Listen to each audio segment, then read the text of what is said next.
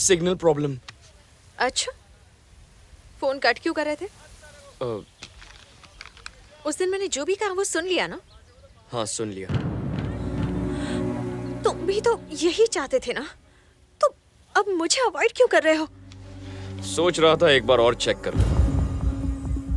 क्या चेक करना चाहते हो तुम? ओल्ड एज होम की बिल्डिंग मिल जाए इसलिए राकेश से प्यार कर बैठी और उसकी सच्चाई जानने के बाद मुझसे प्यार करने लग गई। सोच रहा था कहीं राकेश की तरह मैं भी तुम्हारे दिमाग में तो नहीं, इसीलिए मैं एक लंबा सा गैप लेकर अपना शक दूर कर रहा था, पर पकड़ा गया। तुमने मुझे समझ क्या रखा है?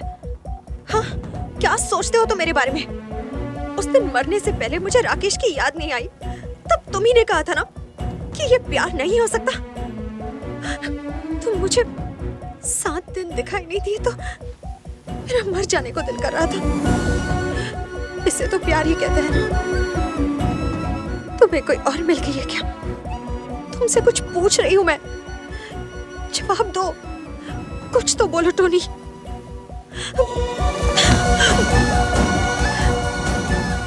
तुम्हारी ये चुप्पी मेरी जान ले लेगी टोनी। प्लीज मुझसे बात करो, मैं तुम्हारे बिना एक पल भी नहीं रह सकती।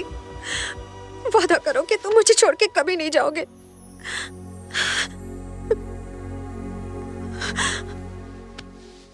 मैं वादा करता हूँ।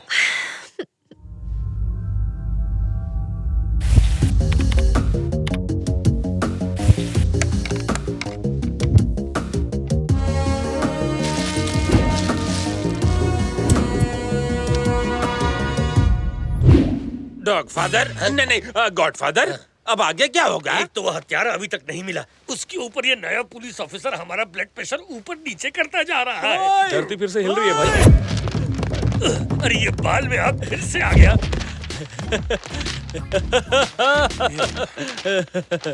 आपको मेरी बातें सुनाई नहीं दे रही थी ना, तो सारी लिख कर लाया हूँ, पढ़िए।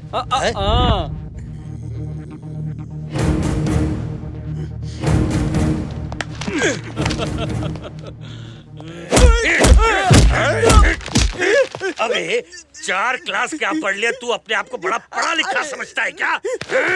तुझे पता नहीं कि काला अक्षर मेरे लिए भैंस बराबर है। भैंस से कहीं के छोटे, तू आया तो मुझे याद आया कि आज मेरी गली में चांद निकला। ये गूंगा मेरे 12 बजा रहा था। पर 12 तो इसकी शक्ल पे बजे। अरे इसकी शक्ल ही ऐसी है। कल गूंगा बनकर मोना एक्टिंग कर रहा था और आज ये लव लेटर लेकर आया है। देखो ये हिंदी में लिखा है, फारसी में। अबे चुप इतारसी, जरूर मेरी बुराई की होगी इसने। तूने अभी तक नहीं बताया? मुझे तो लगा कब का बता दिया होगा। क्या नहीं बताया? कुछ नहीं झुन्नू भाई, इरफान और उसके आदमियों को और मिनिस्टर और उसके बेटे राकेश को किसने मारा वो लिखा है इसमें। उन्हें किसने मारा? मैंने। और किसने? तुमने? हाँ झुन्नू भाई। देख छोटे, ये कॉमेडी का वक्त नहीं है, मैं फुल ट्रेजेडी के मूड में हूँ। मैं कॉमेडी क्यों करूँगा? आपको यकीन नहीं होता ना?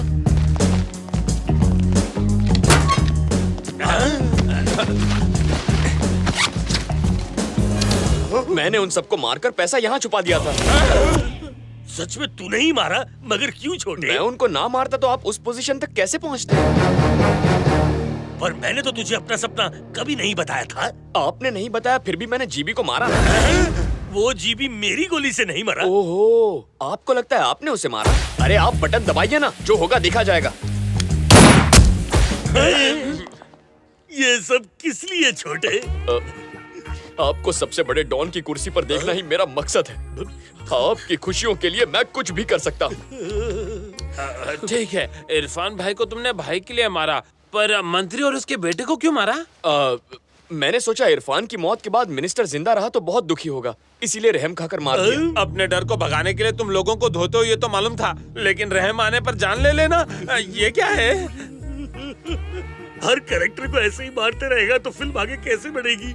अगर तू ये सब मेरे लिए कर रहा है तो वो पुलिस ऑफिसर मुझे कुत्ते की बहुत मारेगा। गन दिखा के कहेगा तेरा क्या होगा कालिया, तो मैं क्या जवाब दूंगा? डर लगता है तो उसे मार दीजिए भाई। आपके लिए तो मैं उस पुलिस ऑफिसर को भी मार दूं। आप टेंशन मत लीजिए भाई, मैं हूं ना, मैं सब सेट कर दूंगा। आप तो बहुत बड़े जादूगर हो भाई। झटका लगा तो जुबान चलने लगी। कसम से दोबारा पंगा नहीं लूंगा, मुझे अपना चेला बना लो। यहाँ मैं आया था सबके सामने आपकी पोल खोलने, और आपने तो मेरा गला खोल के सबकी बोलती बंद कर दी। अब आपका गेम बजाना किसी के बस की बात नहीं, बस उस ऊपर वाले को छोड़कर।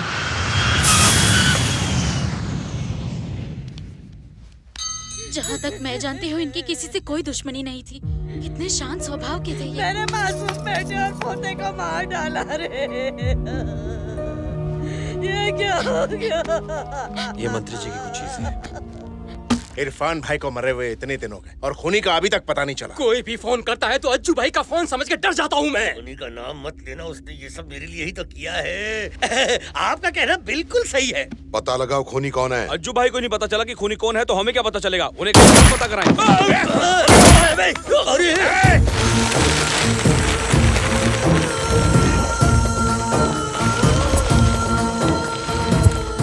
वो कौन है पता चला? मालूम नहीं पड़ा। 20 दिनों से मैं यही बात सुनता आ रहा हूँ। मेरे भाई की मौत से ज्यादा मुझे इस बात का अफसोस है कि उसके खूनी का अभी तक पता नहीं चला। ये बात मैं फिर से सुनना नहीं चाहता। अब बताओ मुझे, पता चला या नहीं? पता चला या नहीं? ये तो मैं बड़ी असमंजस में फंस गया हूँ। बताऊंगा तब भी मरूंगा और नहीं बताऊंगा तब भी। इस खामोशी से दिमाग और भी चकरा रहा है। अगर हमें थोड़ा बस करो, तुम लोगों से नहीं होगा इसलिए मैं खुद आया हूँ। ये गैंग वॉर नहीं है, किसी एक आदमी का काम है। मैं उस आदमी को 24 घंटे में पकड़ लूंगा और तुम लोग तब तक यहीं रहोगे। ये बात तुम लोग अच्छी तरीके से समझ लो। आपको कुछ भी याद आए मुझे इन्फॉर्म कीजिएगा। 10 दिन में शादी करके राकेश घर बसाने वाला था। मैंने कितना मना किया था, मेरी बात नहीं सुनी। ये सब उस लड़की की वजह से ही हो रहा है। कितनी बनौती थी, मेरे बेटे को कहाँ गई? राकेश की लव स्टोरी का क्या चक्कर है? उन दोनों की शादी होने वाली थी, लेकिन फिर वो लड़की किसी और लड़के से प्यार करने लगी सर। कौन है वो? लड़के का नाम टोनी है। टोनी? ये उसकी फोटो है। इसका नाम टोनी है सर। 1 साल से मुंबई में दिखाई नहीं दिया।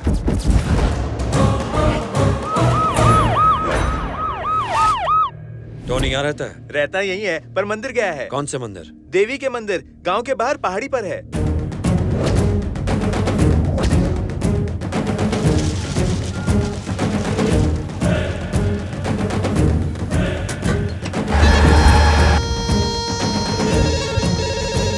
उस टोनी की मुझे सारी डिटेल्स चाहिए immediately. Okay sir. Prabhu the great, Ajju भाई ने ठान लिया है कि वो अपने भाई के खूनी को मार देगा और टोनी ने ये सब मेरे लिए तो किया है। अगर टोनी भाई के हाथ लग गया तो हम भी खत्म हो जाएंगे। हम उस पुलिस ऑफिसर या अज्जू भाई के हाथ ना लगे इसलिए इतनी दूर आपकी शरण में आए हैं प्रभु द ग्रेट। अब आप ही हमारी रक्षा कीजिए। 10 बार इस मंदिर की परिक्रमा कर लो, सब ठीक हो जाएगा। ये लड़का बेटा?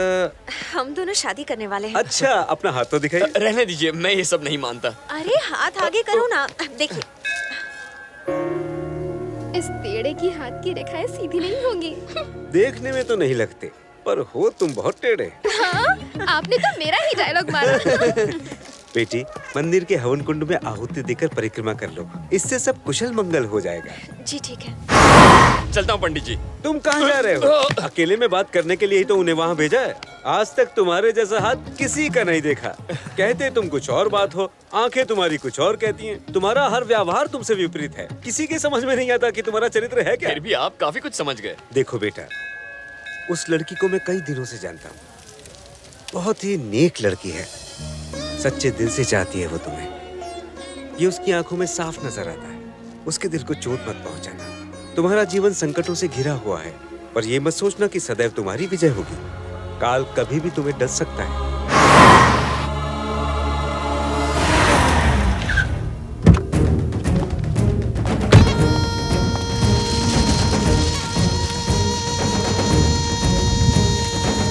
लगता है ये पंडित पहले जिम में ट्रेनर था। तभी तो 100 बार परिक्रमा करने को बोला है।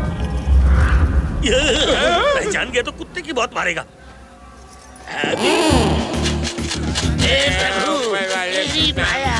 और बाकी कुछ नहीं पाया। नहीं पहचाना, नहीं पहचाना, नहीं पहचाना।